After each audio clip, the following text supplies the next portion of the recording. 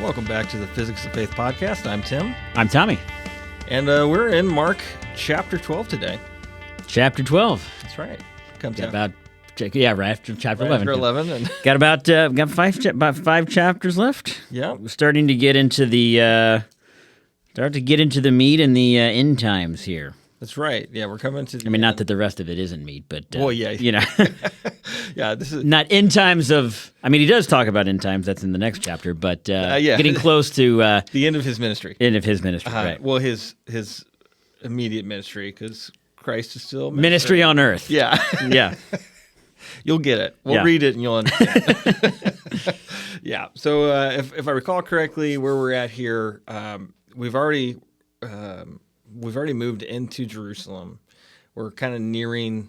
This is the, as we kind of alluded to, the last stand of Jesus to an extent, where he's now there. We're getting ready for the Passover. We're about to have the Last Supper. We got all those things. So this is leading up to that. Yeah, this was, if you think about the Easter timeline, we're in Holy Week, I guess. We've had Palm Sunday, and now we're like Wednesday, Exactly. or whatever day of the week it is. Exactly. So when we start chapter 12, we're kind of coming in on the tail end. Jesus has been basically preaching in Jerusalem, and the church leaders came out and questioned his authority. Mm-hmm. Basically, like, well, who are you to say all these things? And now he answers them. He answers them with a question that they can't answer. Right. And now he's teaching. So that's where we're going to start. We're in chapter 12. We're going to read verses 1 through 12. And wouldn't you know it, Jesus is telling a parable. What a shock. All right, so chapter 12, verse 1. And he began to speak to them in parables. A man planted a vineyard and put a fence around it, and dug a vat under the wine press and built a tower, and leased it to vine growers, and went on a journey. And at the harvest time he sent a slave to the vine growers in order to receive his share of the produce of the vineyard from the vine growers. And they took him and beat him and sent him away empty-handed. And again he sent them another slave, and they wounded him in the head and treated him shamefully. And he sent another, and that one they killed. And so with many others, beating some and killing others. He had one more man to send, a beloved son. He sent him to the last of all, saying, "They will respect my son." But those vine growers said to one another, "This is the heir. Come, let's kill him, and the inheritance will be ours." And they took him and killed him, and threw him out of the vineyard.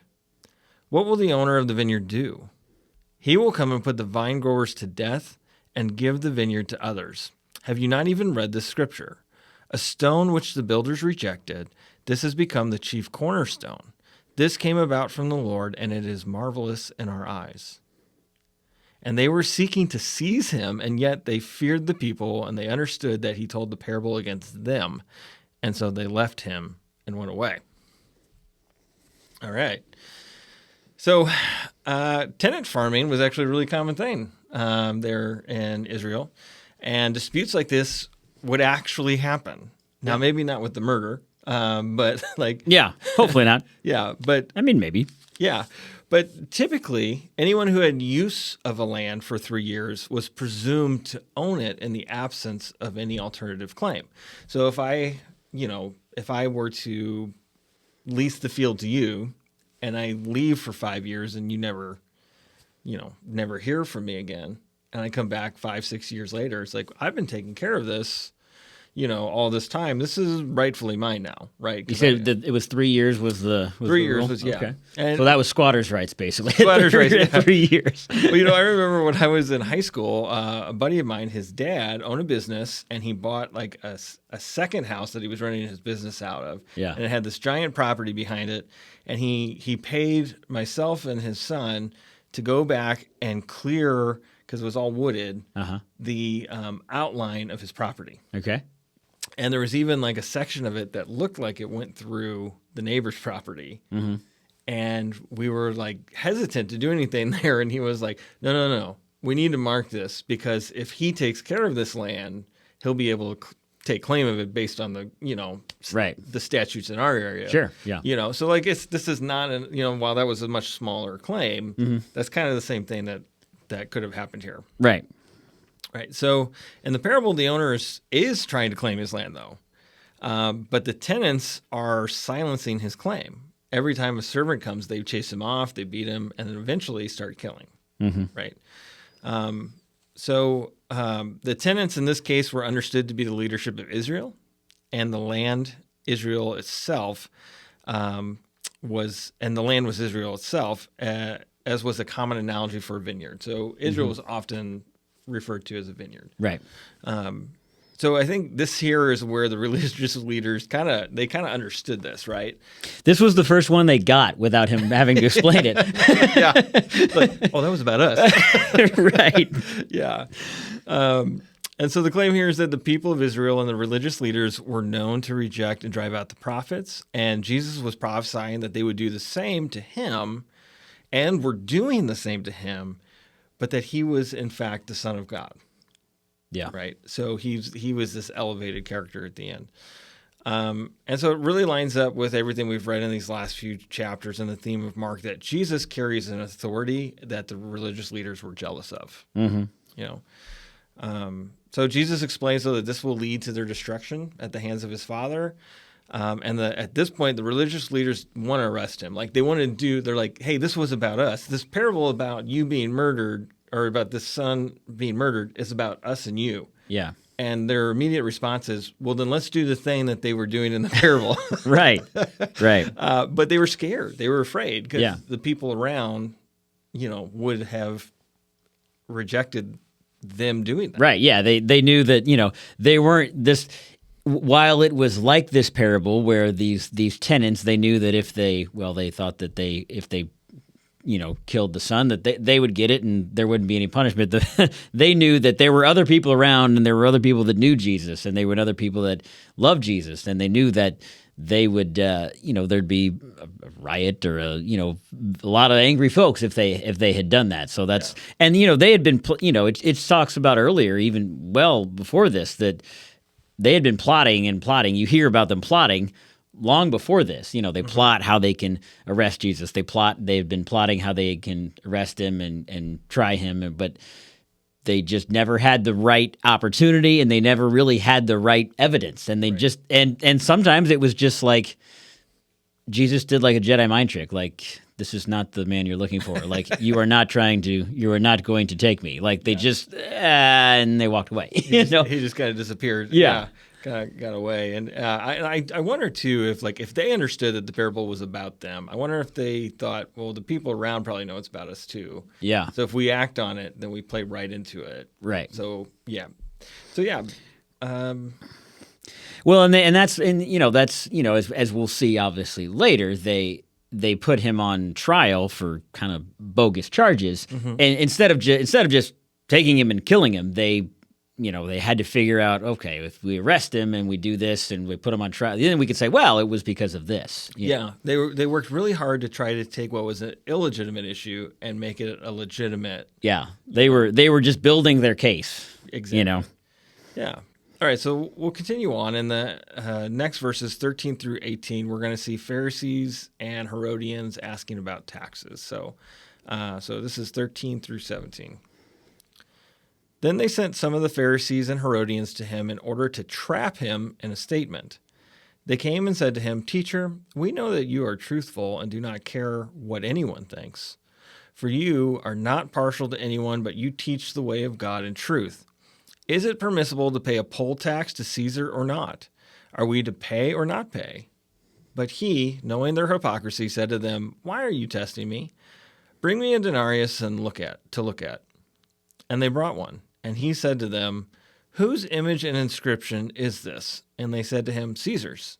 And Jesus said to them, "Pay to Caesar the things that are Caesar's, and to God the things that are God's."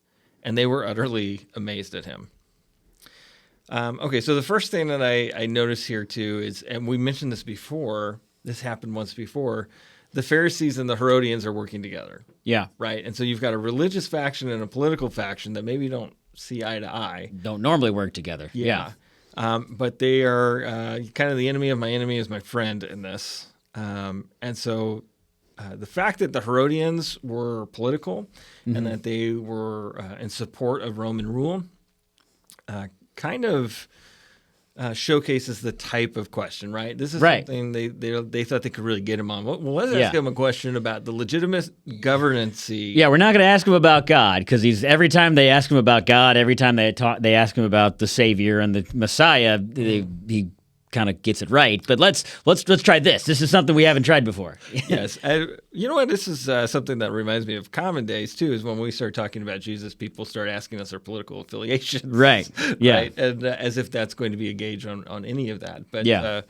it's a way to try to trap people and label them in a specific way. And what we see later, as we were talking about, they're looking for charges to bring against Jesus. Right. Right. Later, they falsely accused Jesus of saying that you don't have to pay your taxes. Right. So, and we'll see that pop up here later in the text. But something that's also interesting about this is they start by kind of flattering him, and they frame their questions with statements about his character. Right. So like, teacher, you're truthful. You don't have regard for what people think. You only have regard for the truth, right? Yeah. It's like, let's butter him up a little bit and kind of see if we can play to his ego, Yeah. which, newsflash, Jesus isn't proud. Right. Yeah. So, but he immediately kind of sees through this and sees that they are being hypocritical. Yeah, and it's a very short, obviously passage here, but I think that taking aside obviously that this is Jesus saying it, and this is obviously in the Holy Week, but this just shows the importance that we are still to be good citizens as followers of Christ. We still have a duty to our government, to our leaders, and obviously Paul talks about that, in some of his letters that says, be submit to the leaders, whether you like them or not. Now, obviously, if they tell you to do something that would be sinful, don't do that. But Right. And even Paul later on, and I guess it was in Acts, they arrested Paul and they were going to try him. He says, "Wait a minute, I'm a Roman citizen. I have rights there." And they're like, "Oh, crap. Okay, well, so." It just reminded that even Jesus Yeah. said and did submit to his authorities. I mean, even though he was the ultimate authority on earth because he was fully man, Yeah. he said, you are still to do this and you're still to, be rightful citizens. Right. And the catch that they're trying to get him into there is if he says that because if he says you don't have to pay taxes, he's against Rome. Right. But if he says you do have to pay taxes, he's denying God's sovereignty over Israel in their views, right? Right. So this is the Pharisee side of it, right? Right. And that's why it's so brilliant what he says. He says, "All right, give me a coin." He's like, "Whose picture is this?" Well, this is his anyway, so just give it back to him. Right. God expects you to be, truthful in the face of both the man's authority and God's authority, right? Right. And and you were as you were kind of talking through that and discussing that when we talk about the idea of being subject to earthly authorities, right? I think there's a unique distinction that I'd like to make on that because as we talk about that, it's something that has occurred to me lately, and I don't know if maybe I'm just late to the party, maybe everybody else has already thought this way, but I think sometimes when we hear that, and I think sometimes when non-believers weaponize that, what they're saying is you have to agree with whatever the government's asking you to do, right, and in reality, it's not that, it's that you have to accept their judgment. Right. So I think take Daniel, for example. Yeah. Daniel did not start a revolution, but he did not fight the fact that he needed to be thrown into the lion's den. Right. Shadrach, Meshach, and Abednego did not bend their knee, but they didn't fight the fact that the penalty for that was death. Right. You accept the consequence, the earthly consequence, for obeying the heavenly. So you're submitting to that judgment and to that rule. Yeah. And I think for me, that has helped me work through some of that. It's like, it's not a matter of And that's not to say you shouldn't be politically active, that we shouldn't vote with our morality, that we shouldn't vote with, things of God in mind or any of Right. that. But, when things don't go the way we would hope they would go, or we end up with leaders that we don't maybe respect or that have different views or values than us and that want us to follow their values, we can accept their rule without accepting their premise. Yeah, no, that's a really great point that I've never really heard or thought of. But no, that's a great point. And yeah, you're right. We are called to live as Jesus lived and submit to our authorities. And because the thing that we have to remember is, at the end of the day, God rules it all anyway. Yeah. And God can use God. I mean, they threw Paul and, was it Barnabas, I guess? They threw Paul and Barnabas in jail, and they converted the guard. Yeah. So if you obviously vote your conscience, or you decide that whatever, and you're punished for that, God will use your earthly punishment for his heavenly good. Right. Exactly. Yeah. Okay. Anything else we want to bring out on that one? No, I think that's good. All right. So as we move on, we continue to find the religious leaders trying to trap Jesus. So we get to verses 18 through 27. Some Sadducees, who say that there is no resurrection, came to Jesus and began questioning him, saying, "Teacher, Moses wrote for us that if a man's brother dies and leaves behind a wife and does not leave a child, his brother is to marry the wife and raise up children for his brother. There were 7 brothers, and the first took a wife and died, leaving no children.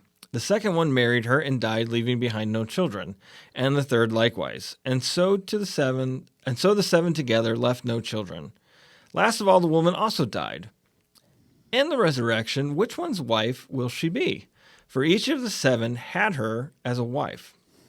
Jesus said to them, "Is this not the reason you are mistaken, that you do not understand the Scripture nor the power of God?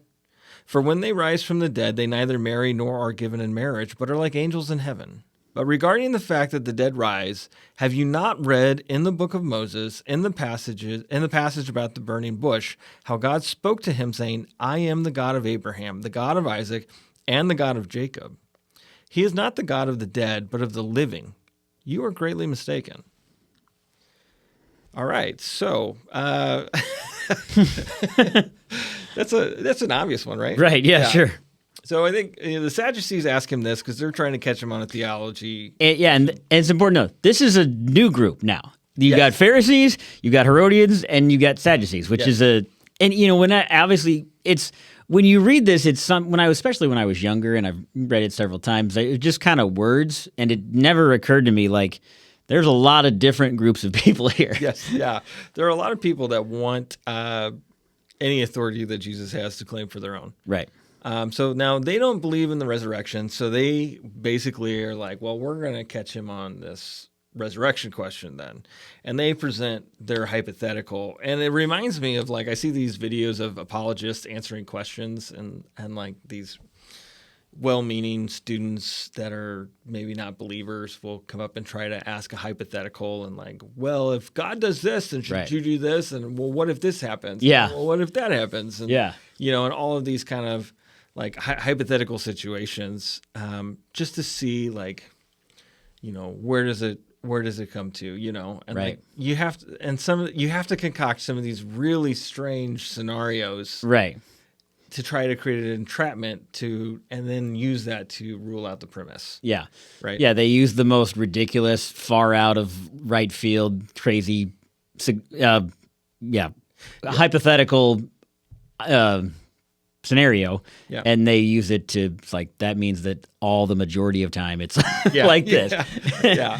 What Jesus notices about this, though, is that this is the type of question only someone without understanding would ask. Yeah. Right? Like when somebody's doing this, it's because they lack understanding. Right. Right? And instead of attempting to gain understanding, they're attempting to subvert understanding, if that makes sense. Rather than for me to learn, I would rather to hinder your learning. Yeah. I would rather reframe it and move it my direction, right? So this law of Moses they spoke of was about procreation and lineage, creating an heir for the brother who died. This was important to growing their people, and it really had nothing to do with what comes after death. Yeah. Right. So this idea of a wife going from one brother to the next, it had nothing to do with the resurrection. Right. It was something completely out of context. Right. And so Jesus shows them that they think of resurrection in terms of how we live now, but in the next stage, after the resurrection, we all live differently. We all live differently altogether, right? Yeah. So there's a different nature to us in the resurrection than there is pre-resurrection. So they're worried about pre-resurrection drama in a post-resurrection world. Yeah. Right. Yeah. The thing that I take from this, when I think or ask about like, will we do this in heaven? Will we marry heaven? Will we see our, and the thing that I've kind of is kind of a blanket answer, but I still think this, right? It's, we are going to be so amazed and in awe in heaven, we're not going to care. Yes. We're not going to care whether I think there will be joy that we will see our grandparents and our dead relatives, and whatever they may be. And I think that there will be joy there. But at the end of the day, there's not going to be problems in heaven. Exactly. It's going to be a paradise the way God originally intended. Yes. So there will be we will be so in awe in the presence of God, and it will be so perfect a setting that we're not going to be worried about whose wife is who. Exactly. Yeah, exactly. And then he does answer their kind of thoughts on the resurrection as well. Yeah. By pointing out the way God speaks. Yeah. And he points out how when God speaks to Moses, he says, I am the God of Abraham, Isaac, and Jacob. And he basically says, this is present tense. Yeah. But like you think of death as a finality that no one comes back from. Sure, yeah. But God is the God of the living, not of the dead. Mm-hmm. So if he is the God of the living and he says that he is the God of people who have died, yeah, what does that infer? Mm-hmm. Is that there is life after death. Yeah. Right? Yeah. Okay. So then as we continue down, we're going to get another question for Jesus, and we're going to hit verses 28 through 40. This must have been like the Q&A line. This right? was. Yeah. This was like yeah. Oh, what about this? No, they go to the back of the line. What about this? No, they go to the back of the line. Yeah. Somebody else gets up there. Oh, sorry, Jesus. He asked my question. Yeah. All right. So this one's about the greatest commandment. So verse 28. One of the scribes came up and heard them arguing and recognized that he had answered them well. He asked him, what commandment is the foremost of all? Jesus answered, the foremost is, Hear, Israel, the Lord is our God. The Lord is one, and you shall love the Lord your God with all your heart, with all your soul, and with all your mind, and with all your strength. The second is this, you shall love your neighbor as yourself. There is no other commandment greater than these. And the scribe said to him, well said, teacher, you have truly stated that he is one, and there is no other beside him, and to love him with all the heart, and with all the understanding, and with all the strength, and to love one's neighbor as oneself, is much more than all the burnt offerings and sacrifices. When Jesus saw that he had answered intelligently, he said to him, you are not far from the kingdom of God. And then no one dared any longer to question him. And Jesus responded and began saying, as he taught in the temple area, how is it that the scribes say that the Christ is the son of David? David himself said in the Holy Spirit, the Lord said to my Lord, sit at my right hand until I put your enemies under your feet. David himself calls him Lord, so in what sense is he his son? And the large crowd enjoyed listening to him. And in his teachings he was saying, beware of the scribes who like to walk around in long robes and like personal greetings in the marketplaces, and seats of honor in the synagogues, and places of honor at banquets, who devour widows' houses, and for appearance's sake offer long prayers. These will receive all the more condemnation. All right.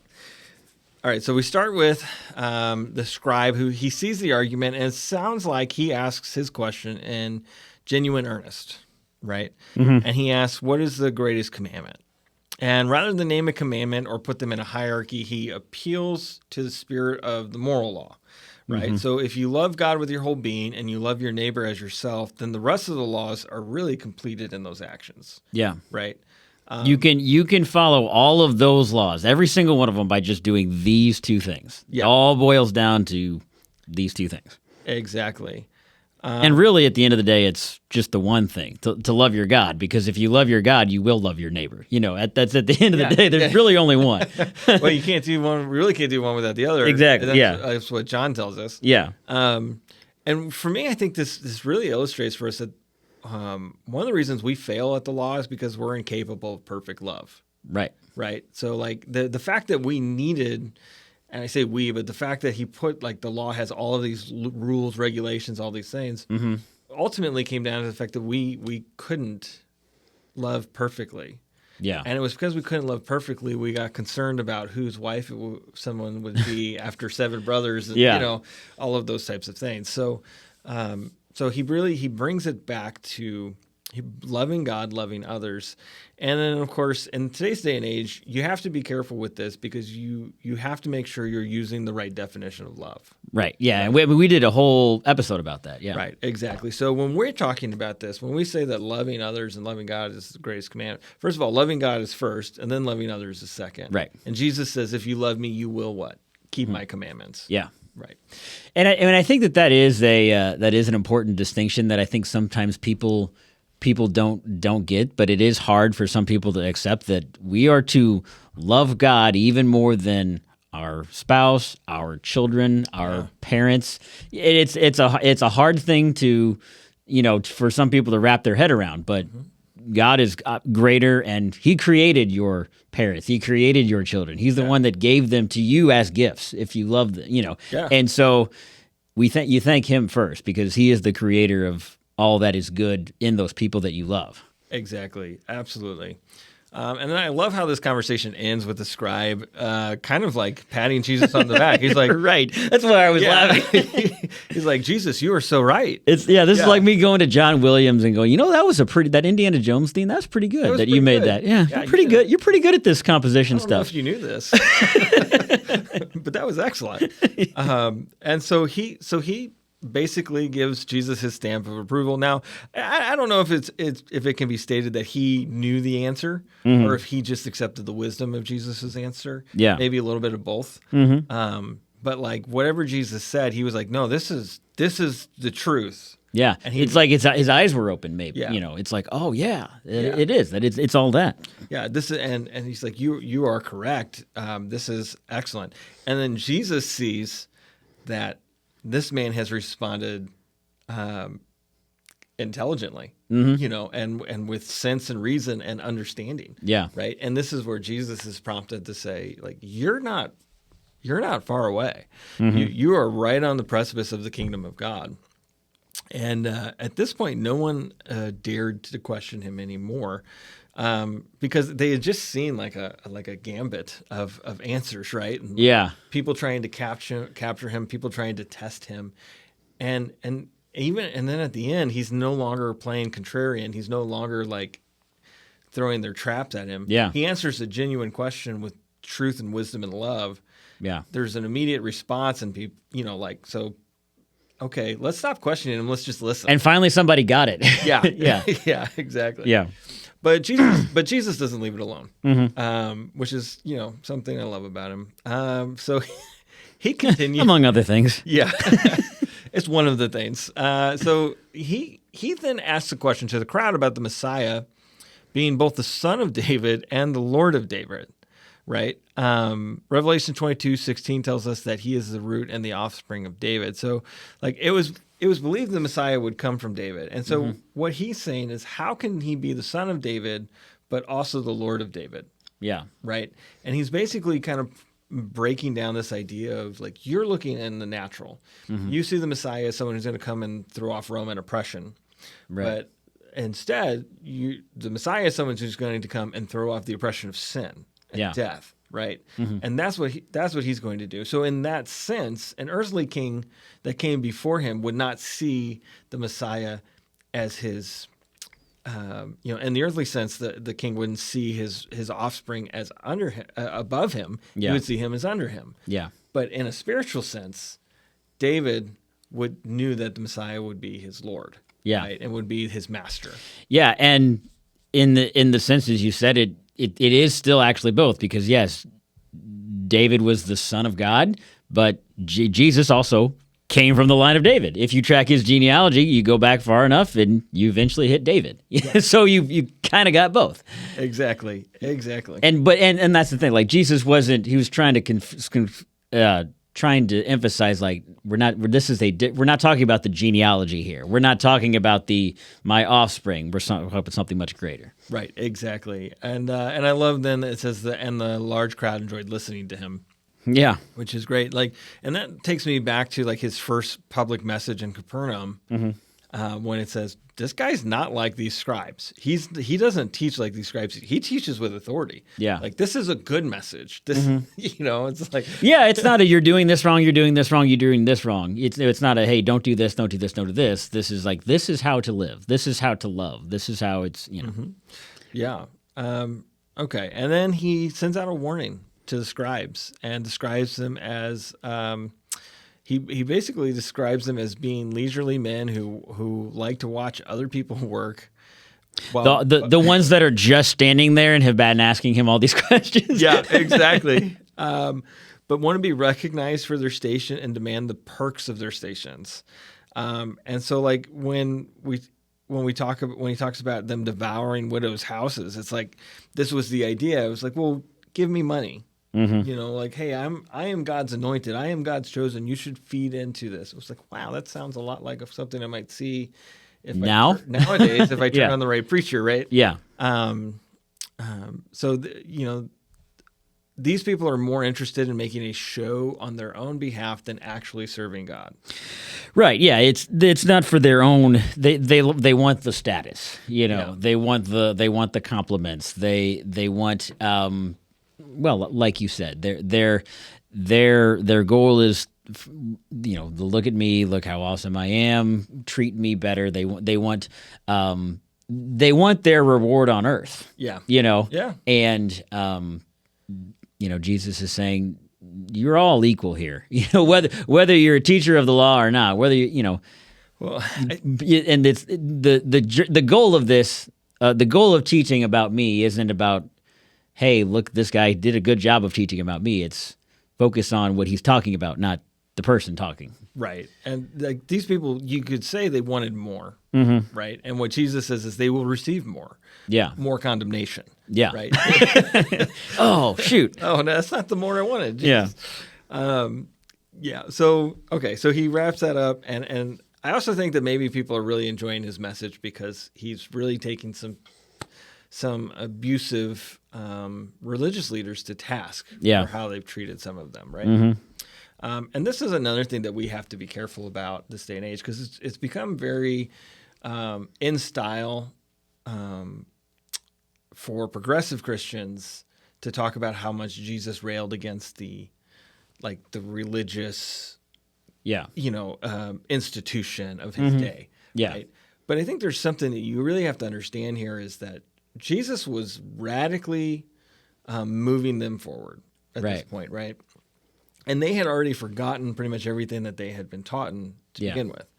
And he is bringing them forward and trying to at the same time, bring them back to that foundation that existed since the beginning of time, right? Yeah, he's not only is he bringing them back to the original intention of those laws, but I think I've said this a couple times. He's raising the bar. Like it's not about these laws anymore. Right.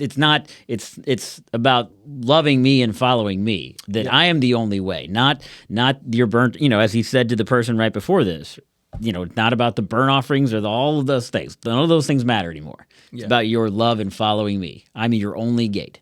Right, and he's trying to get them from the God of Moses back to the God of Eden. Yeah. Right. And it's a different relationship. It's a different way, but it's the same God. Yeah. And this is the trap, I think, that we see today is, look, there are some bad things that have happened with some churches and with some types of teachings and some abuse here or there. Yeah. Like, these are not good things. And Jesus is telling us people who are doing those things are going to reap their reward, so to speak. But it doesn't change the message. So if somebody is saying we need to kick back against religious institutions, but they want to replace the gospel with humanism or critical theory or some other type of progressive literature or, something from within themselves, they're not doing the same thing Jesus did. Right. Right. Yeah, and they're it is one of the most heartbreaking things is so many people have experienced church hurt and have been hurt by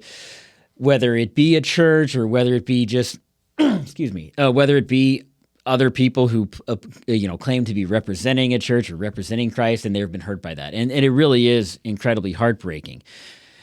And it's but at the end of the day, just because the person that gave you the message did it poorly, right, doesn't change the message, But like Jesus said, they will be even. So how should I say this? If a religious leader today, if they are following Christ and they're teaching Christ's gospel the way that Christ taught it to be done, that's not to be something to be dismantled. That's something to follow. Paul even says, "Follow me the way I follow Christ." Yeah, and so what he's saying is, the religious leaders of the day, because they had strayed so far off, he changed the norm, is what he was doing. Yeah, exactly. Okay, so we'll continue here and we'll wrap up with verses 41 through 44. And Jesus sat down opposite the treasury and began watching how the people were putting money into the treasury. And many rich people were putting in large amounts. And a poor widow came and put in 2 lepta coins, which amount to a quadrans. Calling his disciples to him, he said to them, "Truly I say to you, this poor widow put in more than all the contributors of the treasury, for they all put in out of their surplus, but she out of her poverty, put in all she owned, all she had to live on." Okay, so Jesus recognizes the small gift of the widow has more value than the large gifts of the wealthy in this. She gave more of what she had than they did. When we do it if you did a percentage basis, she gave 100%. Yeah, they gave 2%. Right. They gave out of their excess. So how we give is more important than how much we give. We don't give because God needs our money. Right. God can work on his behalf in any way he sees fit, right? We give out of obedience. Right. We give because it's what God has asked us to do. And we give what he asks us to give, not an arbitrary amount, percentage, or and we definitely don't do it out of our excess. Yeah. Right. We're supposed to, it should be our first fruits. Yeah. It should be an understanding that we give the first fruits that we gain because we know all of these fruits came from God. Yeah. Yeah. When you think about these rich people here in this sentence, in this story, and, bring it in today, when a billionaire donates $100 million to something, that is a great thing. And, they deserve to be recognized for that. But they don't even know that's gone. What's is it worth it for Bill Gates to reach down and pick up $20 because he's making more money in the time than that $20, and so it really is not about the amount, it's about the sacrifice and giving and what you do, and really, like you said, it isn't about the money.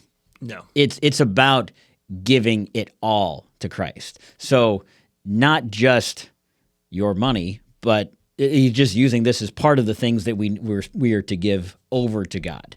We give him our time. We are to follow him with everything that we have. We follow him with our time. We follow him with our our pleasures. We sacrifice those things. And like good pleasures. I mean, not things that are fun, than not sinful pleasures, Yeah. But also to worship him and to follow him and to give him all our money. Because I try to tell people this sometimes when we're talking about giving. It's that it's really God's anyway. Yeah. God gave it to us in the beginning, so we're just giving it back to him. Yeah. And he's not. At the important thing to know is, because we don't ever hear how this ended up. Like, we don't know what happened with this, but she didn't have any money to get bread or to clothing or anything like that. But I'm sure that she was still taken care of. Oh, I bet. Yeah. I bet. And there was a notation in when I was reading through this here that referred me back to 2 Samuel 24:24. Where David is, I forget specifically what he's doing, but he's doing something to honor God, but it's on somebody else's land. Yeah. And the guy who owns the land is like, well, I'll just give it to you. Yeah. I'll just give you the land. And David's like, I cannot give an offering if it costs me nothing. Yeah. Right? It's not giving if I didn't, you know what I mean? Like, Yeah. if it didn't come from me, then I didn't give it. Right. And so he made sure to pay the man everything for the land and for any other additions there, because that was what made it from David. Right? Yeah. And so it's important for us to remember, sometimes giving might hurt. Mm-hmm. Sometimes it might mean prioritizing, doing something for God. Yeah. To be honest, you may not see the fruits of. You just know that he's going to do something with it. Yeah. Versus getting the thing you want, or finding the thing you want, or buying the thing you want, or going to the place you want. Because sometimes it's about giving your time. Sometimes it's about giving your energy. Sometimes it's about doing this. Yeah. Don't forget, though, there is a financial aspect to this as well. So, right. Yeah. I think that, and I have to be careful here because of what my job is, but it's all about ordering. The way that most people kind of give is they pay for their needs. They do that first, and then they pay for the fun.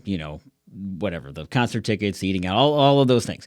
And then they might, anything that's left, they will save. I call that paying yourself. Yeah. They'll save and put it in for a rainy day or for the future, whatever. And then if there's anything left after that, they'll give to their church. And Jesus literally flips that upside down. The first thing you give is to God. Then you give to yourself to save for the future. Then you take care of your needs, and then everything that's left, whatever is left, then you have fun with that. Yeah. And it also is what you give to God. It's okay that that's not the largest portion. Yeah, we're talking here about, yes, giving it all, and we are to give it all. But God also says He gave us this money so that we can live with it. Yes, Yeah. we need things. We need to eat, and we need to drink, and we need to be clothed, and we need to have a roof over our head. So God tells us to do those things. He's given us money for those things. And so, but it's not always about the amount. It's about the priority. It's about the order. It's this is first. I may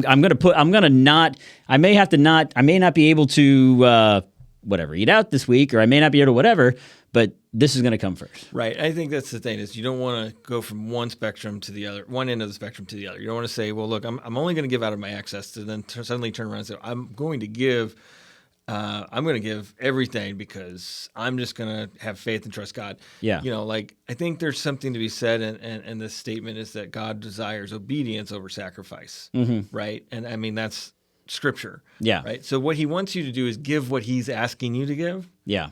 And not to make a show of it, and not prioritize it, Yeah. but to do what He's asking you to do. So before you put the last of your money in the offering plate, really ask God if that's what He's asking you to do. Yeah. And yeah. I mean, and I think Paul, it is, I can't remember where it says, but like, if you're giving it because you have to, don't give it. It doesn't do any good giving it that way. You might as well keep it if that's your attitude. But when you're giving it, to be obedient to God and to show worship Him with your money, that is the attitude to have. Absolutely. All right. Well, that's verse 12 or chapter 12. Yeah. Yeah. Anything that we maybe didn't say that you want to say before we go? I don't think so. I think we got it all. Okay, yeah. So you said at the beginning, like, we're kind of in the meat of it. And Yeah. when it comes to the length of the chapters, that's absolutely true. Yeah. We are in some longer chapters. So we think Yeah. you at home, if you've been bearing with us, we've been going 10 or 15 minutes Mm-hmm. longer than we typically do with these. But you know what? It's God's word. So we're gonna do it. And you can hit pause. That's right. And you can come back. You don't have to do it all in one sitting. Yeah. You know? So next time we'll be on chapter 13, and we look forward to seeing you then.